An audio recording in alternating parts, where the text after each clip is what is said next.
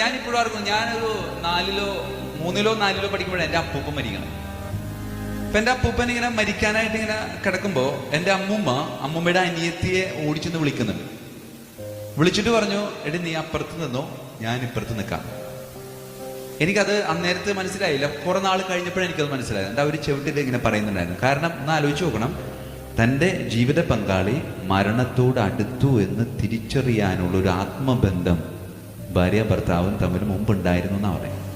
ഇതിങ്ങനെ പ്രാർത്ഥിച്ചു കൊണ്ടിരിക്കുന്നതിനിടയിൽ ഈ ആത്മാവ് സ്വർഗത്തിലേക്ക് പോകുന്നത് നമ്മളിങ്ങനെ നോക്കി നിൽക്കാം.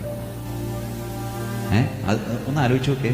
എൻ്റെ ജീവിത പങ്കാളിയെ, ഈശോയെ, മറിയമേ, ഔസേപ്പേ, തിരുക്കുടുംബമേ, ഈ എൻ്റെ ജീവിത പങ്കാളിയുടെ ആത്മാവിന് നീ കൂട്ടായിരിക്കണേ, അങ്ങനെ ഒരു കൂട്ടുകൊടുത്ത് പറഞ്ഞു വിടാനായിട്ട് പറ്റുകയാണ്. കാരണം എന്താണ്?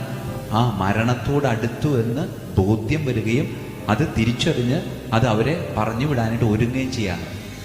കുടുംബങ്ങളിലെ ചില ബന്ധങ്ങളുടെ ആഴമാണ് നമ്മൾ ശരിക്കും ഈ സമയത്ത് തിരിച്ചറിയും. അതുകൊണ്ട് നമുക്ക് നമ്മുടെ എപ്പോഴും ഉള്ളിൽ ഉണ്ടാവേണ്ട ഒരു കാര്യം, നമ്മുടെയൊക്കെ ബോധമുള്ള സമയത്ത് വീട്ടിലുള്ളവരോട് പറയണം, ഇടക്ക് ചവിട്ടോർമ്മ തരണമെന്ന് പറഞ്ഞു. രോഗീലേപനം സ്വീകരിച്ചവരുണ്ട് ഇതിനകത്ത്. രോഗീലേപനം സ്വീകരിച്ചേക്കണമെങ്കിൽ ചത്തുവാൻ വേണ്ടി സ്വീകരിക്കണമെന്നല്ല കേട്ടോ. ഇടയ്ക്കിടയ്ക്കൊന്നും സ്വീകരിക്കണമെന്നല്ലാണ്, ഓർമ്മയോട് സ്വീകരിക്കണമെന്നല്ലാണ്. മുമ്പ് അതിന് പറഞ്ഞതെന്ന് വെച്ച വാക്കെന്താണ്? പറഞ്ഞോ? ഒടുക്കത്ത. അതോടെ തീർന്ന്.